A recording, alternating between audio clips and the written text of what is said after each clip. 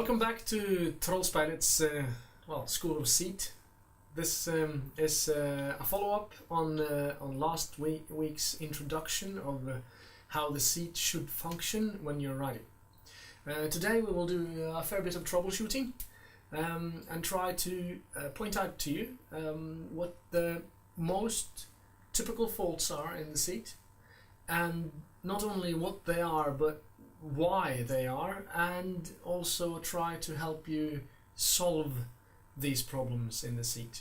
We will start out with a session on my whiteboard. I love it. And then we will show some videos where Hanne will be instructing several of our students that we've had for various amounts of time, trying to show tendencies that you can see.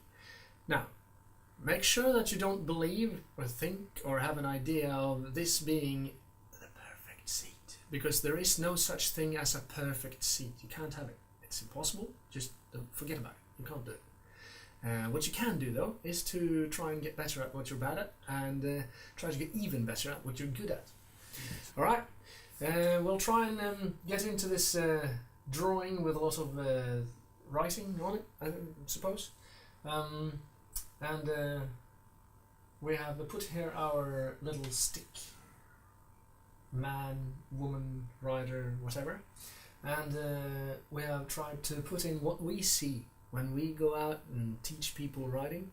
We find troubles in these areas, and we have tried to find out why it is troublesome in these areas, and we have some idea about what you can do to fix it.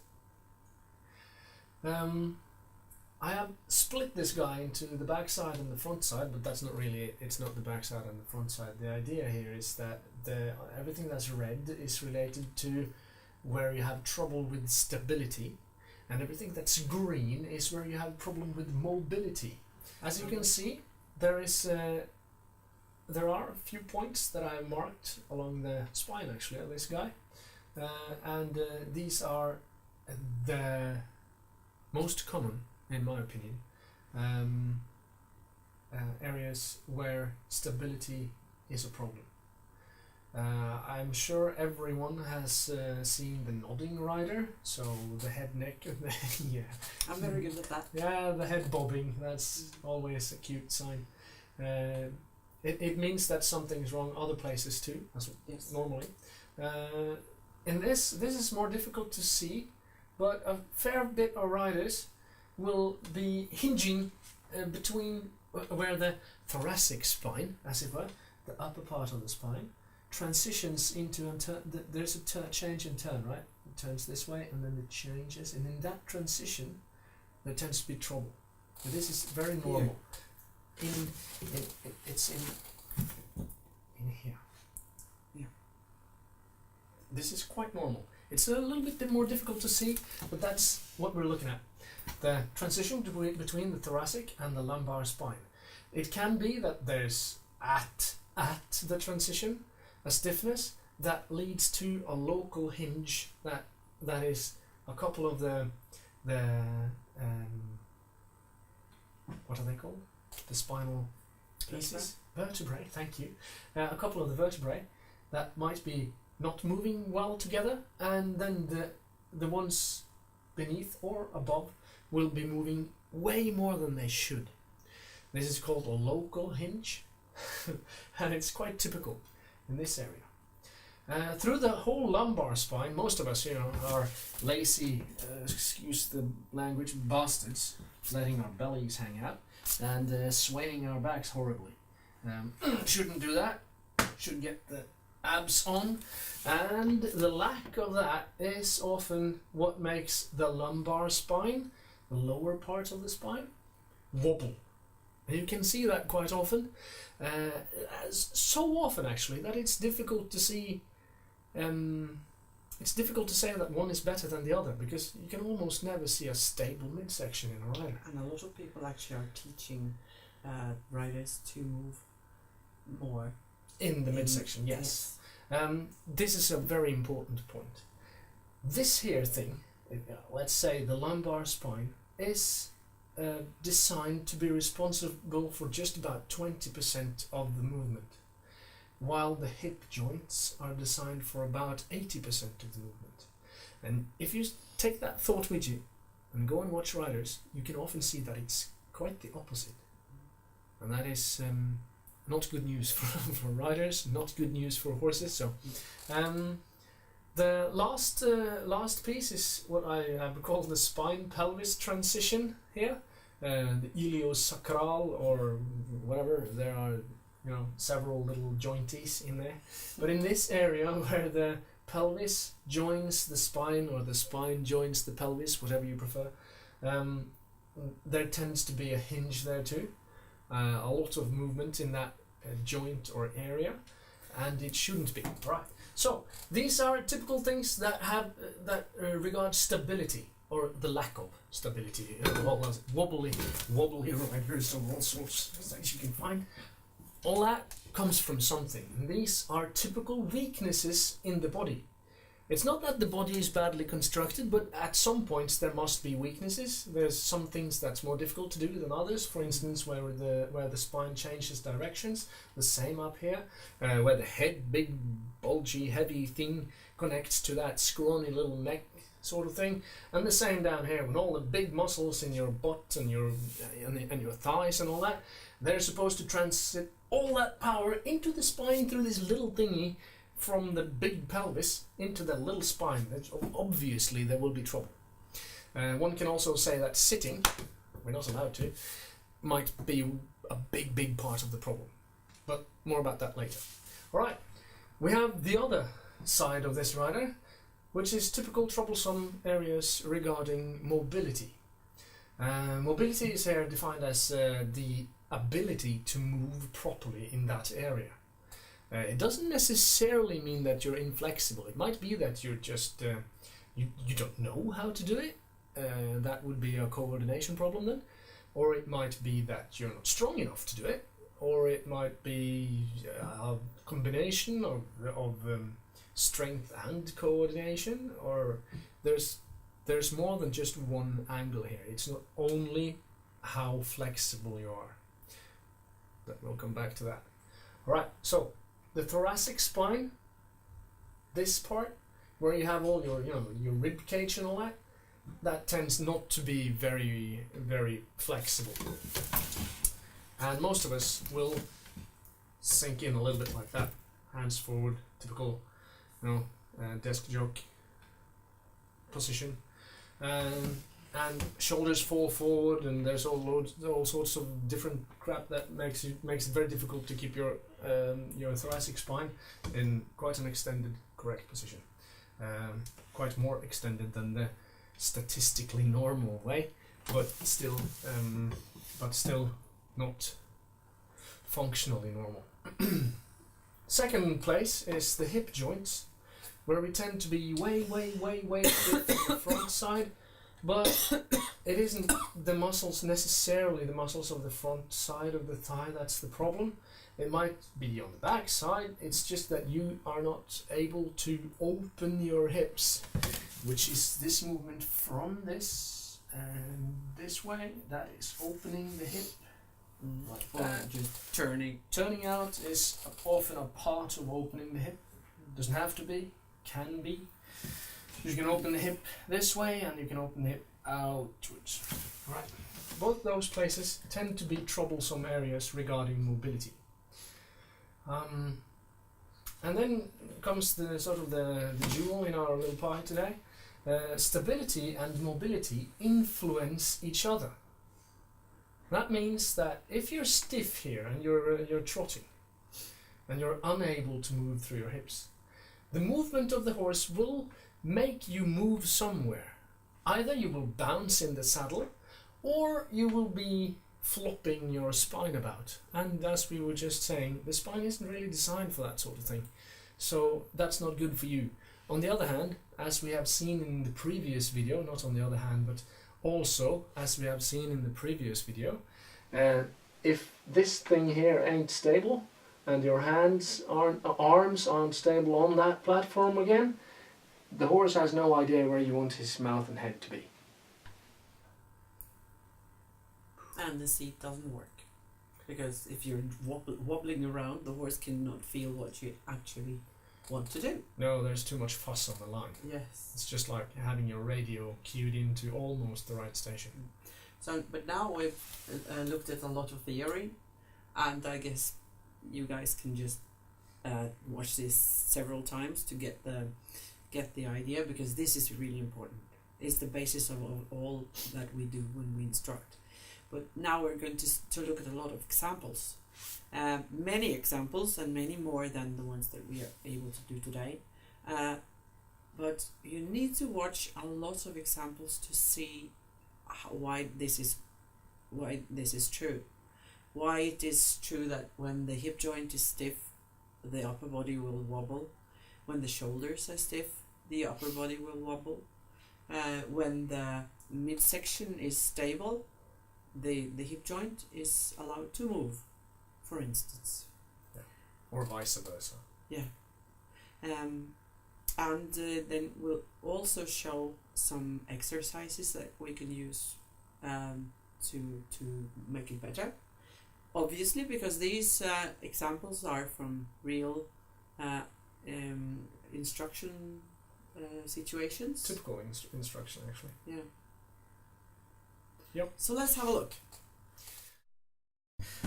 So we are going into the proper video of hand instructing, and we have Ivar here, and I'm going to draw a little bit on him so you can sort of understand our stick figure as it relates to the rider in a better way, hopefully. This is Ivar's head, and we have his spine here, and his pelvis, thigh, lower leg, his foot. Alright, so this is our stick figure, as you can see. Quite a lot exaggerated, but that's not really the point of the figure. The idea is that if you imagine this here line on the rider while he is moving, this line, or the part of it that is inside this box, as we also drew in the first seat video, everything that's inside that box and belongs to Ivar, obviously, isn't allowed to move in relation to each other. So the spine isn't allowed to flop around. As you can think of it like this: no piece of Ivar is allowed to move closer to any edge of this box while he is riding.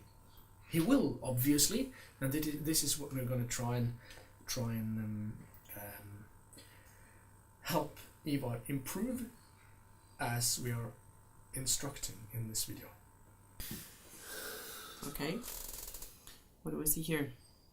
Ivar's hip joint is actually moving, and the thigh bone, the femur, is moving as well. It's moving sort of downwards all the time for each step. It's seeking to come more vertical. That means that the knee is able to flex, and the knee doesn't sort of come forwards all the time, which is a common problem. That's well done. And the foot is stable and staying at the same place all the time. But what can you say about the spine, Pelle?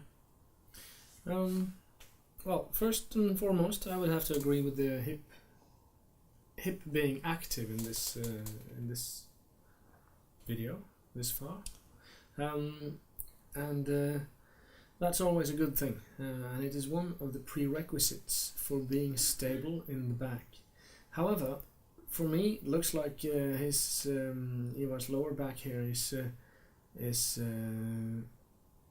moving quite a lot, actually. Not compared to what Ivar has done before. True. At all, because this is much better, but still quite a lot. And one of the other things you can see that relates to that is that you can see his arms are moving back and forth on the body, or the body moves forwards in between the arms all the time. And if you're really going to be scrutinizing, you can see that his shoulders are sagging forward. Can you see that? Yeah. That is probably is correcting that quite well right now. But that's one of the reasons his spine isn't stable, even though the hip is moving, I believe, is that the shoulders are still rolled forward. So the stiffness in the shoulder and thoracic area makes the lumbar spine, the lower part of the spine, be unstable. Yes, so that's a good example of the fact that in order to have a stable midsection, you have to be both mobile in the hips and in the shoulders. Yeah. Some other very good points that you can see. You can see sometimes his knee comes out off of the saddle. This is normally a sign of something being good. It means that the rider is trying to be active in the buttocks and try to sort of pull his leg, his knee, if you want to call it that, or the thigh. Pull the thigh backwards, outwards, downwards in every stride. If you can do that in every stride, then your pelvis will be moving perfectly in unison with the saddle. Well, if the coordination is perfect, obviously. And sometimes when you're talking about pressing the knee backwards and stuff like that, people often think that we mean that you should use a lot of power in your seat. Yeah. But of course, that's not the fact. We don't adhere to a seat called the leg backwards or the buttocks tight. That, or use your hamstrings or tighten your abs. That isn't a seat. That is, those are different cues you use for different riders to come to something near a conclusion. Yeah. Something that is functioning, because a seat is not a stick figure that is placed on top of a horse. Not at all. But it's a body that is moving together with a horse. Yeah. So as you like to say, it's a 4-dimensional thing. Yeah. Because the body moves in 3 dimensions, and then there's time. Yeah. For some reason. Oh, we're trotting. Yeah. And now you can see that there is something wrong in the sway back. Yeah. All right. A few more pointers for this whole thing. We can see that he's wearing a full bridle, this horse, but you can also see that at no point that I have noticed is there a contact beyond an almost hanging rein. This horse is ridden in knightly combat, and he needs to be ridden on a full bridle from time to time, and we train doing that as well. Another thing, you can see that the horse is actually a bit shorter now, with the hindquarters a little bit more active than they were in the beginning of the lesson, and that happens already before he starts trotting. But now as we're at the trot and we're going to look at the seat, I think that he's getting better, isn't he? Better than he was in the beginning of the video, or better? Or better than in the beginning of the trot. Yeah. Mm-hmm. You see that now he's stabilizing more in the midsection. Not when you were saying it, but no, that's true. Exactly when I was saying it, he was wobbling a lot. Yeah, so you can see that his bum is kind of bouncing slightly out. Yeah, Ivar's bum. Yeah. You see that? Yes. A little bit up. Yeah, so he's not able to sort of follow the horse's movement with his. I would say that the bumps. problem here is that the inside of the thigh. So he's squeezing a little bit in the inside of the thigh. Now, I have very, very good information on this because I was training with Ivar this morning and we were squatting, and his knees fall in something terrible. And that means that the inside of his thighs they are way too short. And when you're a rider, that's extremely important. I know, because I have the problem. That's the exact problem myself. Yep. And it doesn't feel like you're squeezing with the thighs. Not at all. It feels as if you're really tight there, and it's impossible to get to make your thighs. You're not allowed to do transitions like that, dude. Come on. But here you can see that. Yeah, it's much more prominent when you. Yeah, because now the hip is not moving at all. Not at all. No. And that is sorry about that. That is because he's tensing up, isn't it? Yes, and I would say the exact same thing. And because of the much more powerful movement of the horse. Yeah. And it's really you need to transfer much more power through the hips. Yeah. And that makes for more tension. You can't do that without more tension. Yeah, and here you see that we don't care about how the horse is moving, how the precision of the transitions and stuff like that, because we're working on the quality of the seat.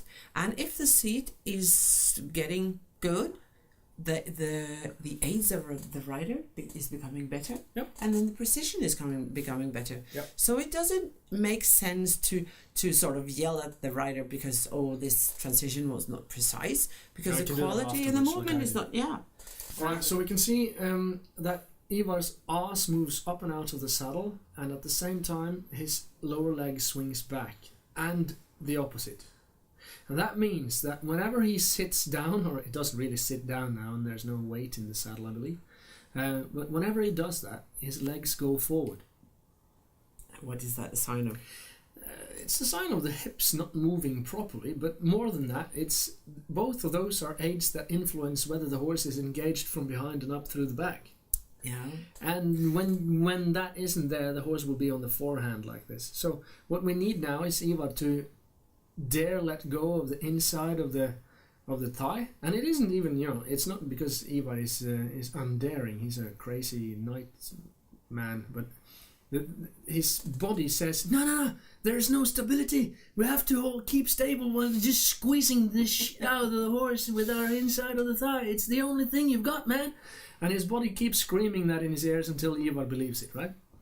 Yeah, that's the same thing with everyone.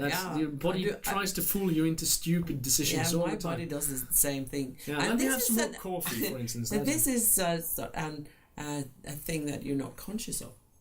Obviously. Yeah, the nervous system does a lot of things that you're not aware of. Look now.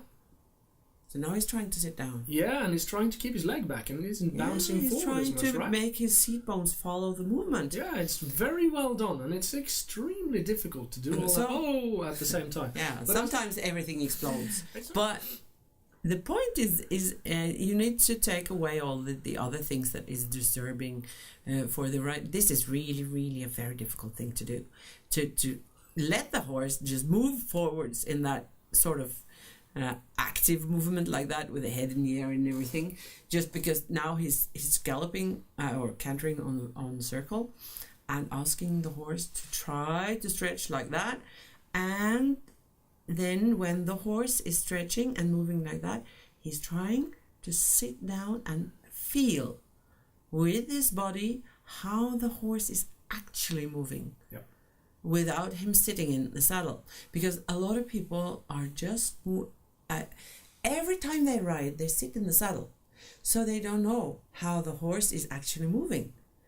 They just know how the horse is moving when they are sitting in the saddle and sort of obstructing the horse's back. Mm-hmm. And then they never get out of that paradigm of riding the horse with a blunt back. We'll talk a lot about paradigms as we go on. Yeah. Look at that. Now Ivar is trying, and I can assure you this is really, really difficult, because there is so much coordination. Imagine all the muscles and joints that have to coordinate to do this, to sort of follow this jerky movement that the saddle is doing for each step. The horse is actually pulling the saddle forwards with a lot of power for each step. Yeah, we talk about how you must have a powerful hip extension, and the idea isn't to push the horse powerfully. The idea is that the horse is already pushing the saddle with speed and power. Yes, and you have to follow it. You have to move with speed and power through your hips to be able to let that movement through. It's just like it's just like a basketball player that is bouncing the ball, and if you're not with the ball, you lose the ball. Yeah. So if he's not sorry about sitting, the zipped eyes, but I don't understand that. Yeah, much. Because you suck with the ball, and I do as well. But the image, the mental image is good. Yeah. Because you have to follow the horse's movement, or else you will lose the horse. Yeah. You will lose the movement of the horse's back. And what am I doing now? I'm moving it. Yeah. Hopefully, you will be pulling his knee out a little bit. Yes, there. Now he's sort of in a vertical seat, and Laszlo is happy with that. And the problem is you can always line up a rider when he's standing still. Yeah, that's easy. It's easy, but as long as the horse starts to move, then everything falls apart. But now Ivar is actually trying very well to move together with the horse. And the difficult thing now is to move at the hip joint and the seat, let the seat bones follow the horse's movement, follow the saddle, and then let everything else be still. Yeah, this is quite a bit. That is good. Some of it is good, but it is the inside of the thigh. I would be tearing my hair out for not being able to fix it now. I want to fix him now. But that's just me. It's not because the rider can't learn it. That's much better. Yeah. It was better for about half a second. But that is how it is. It's beautiful. Yeah. It means that something is learning. So he's trying with too much tension in the musculature, and then in the second that he lets go of that tension, it will be very good. And then half a second later, there's not enough tension, and then everything falls apart again. But in another on other variables, really. Yeah. All right. So we have just been watching Ivar working with some of the greatest challenges in his body and his seat/riding. We believe it's the same thing actually, and we're going to relate that back to the theory we were doing in the start of the movie. I want to take away some of these things because some of these things aren't really related to what Ivar does or his greatest problems. So we'll take away this just to make it look cleaner. I propose that Ivar's head and neck hinge isn't a problem at all. He keeps his head quite still. The thoracic lumbar transition isn't at all bad. So I would say that this isn't a problem either. But the spine pelvis transition, I would say that's a problem area. And that really makes for the lower back a bit as well. These things influence each other. On the other side, I think we found that both the thoracic spine and shoulders, or the mobility in the thoracic spine and the shoulders, and the hip joints influence the rest of the body. So this is more of a problem regarding flexibility and mobility, I believe, than it is a problem of coordination or stability/strength. So we must remember that these influence each other, as we were saying in the beginning. But as we were seeing, the inside of the thigh being a bit tense or short, or you name it, means that the strength of all the musculature down here throws the body a little bit forward and out of the saddle in every stride, especially visible in the canter. And when he's at the walk or at the trot, you can see a fair bit of wobbling in this hair area, and that comes from the hip joints being inflexible. And I believe actually that thoracic spine and shoulders are connected to the hip joints. But knowing that Ivar is a computer worker, it's not entirely. Like this? Yes, it's not. It's not entirely impossible that the thoracic spine/shoulder position that he would have to adopt for most of the day, most of every day, means that it's a problem here. Most modern people have problems here. Yes, but we'll get back to that. I hope this has been an instructional video for you all. Hanne will be introducing next week's video. Yes. Next week we're going to see more examples on seats problems, and especially we're going to look at the back chain of the rider, and that is sort of translates to the top line of the horse. It's sort of the back chain is really important, and how, for instance, lots of modern people are, as we call quad dominant, that we are using the front side of the legs too much, and how that is this is a problem that is sort of causing a lot of trouble also when you're walking, and strain injuries in humans. Yep. But then next time we're going to look at how that is influencing the seat. So see you next week.